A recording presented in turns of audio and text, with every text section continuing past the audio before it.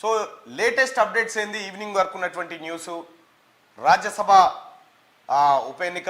రాజ్యసభ ఎన్నికల కోసం 6 స్థానాల కోసం నోటిఫికేషన్ జారీతో పాటు అటు భువనగిరిలో కోమటిరెడ్డి వెంకటరెడ్డి వర్సెస్ ఎలిమినేటి మాధవరెడ్డి కుమారుడు సందీప్ రెడ్డి చాలా హాట్ టాపిక్ జరుగుతూ ఉంది. ఇవి ప్రధానంగా ఉన్నటువంటి ఈవినింగ్ వార్తలు కనిపిస్తూ ఉంటే మరోవైపు బీఆర్ఎస్ పార్టీ పైన బండి సంజయ్ విరుచుకుపడ్డాడు. అసలు బీఆర్ఎస్ పార్టీ అనేది రాబోయే ఎన్నికల్లో అసలు లెక్కలోనే ఉండదు, కౌంట్లోనే ఉండదు అనే విధంగా ఆయన తీసిపారేస్తూ ఉంటే ఇక కేటీ రామారావుకు బిగ్ షాక్ తగిలింది.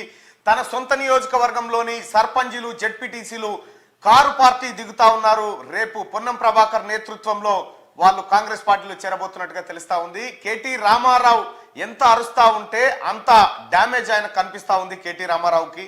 సో ఇదాంతో పాటు హీరో వెంకటేష్ దగ్గుపాటి సురేష్ బాబు అలాగే ఇతరుల పైన నాంపల్లి కోర్టులో ప్రైవేట్ కంప్లైంట్ దాఖలు చేయడం జరిగింది. ఆ ప్రైవేట్ కంప్లైంట్ దాఖలు చేసినటువంటి నందు మరి కాసేపట్లో మనతో పాటు లైవ్ లో జాయిన్ కాబోతా ఉన్నారు. అసలు ఎందుకు హీరోలు ఎందుకు విలన్లుగా మారిరు అనే అంశంతో పాటు లేటెస్ట్ అప్డేట్స్ ఏంటి ఒకసారి చూద్దాం. అలాగే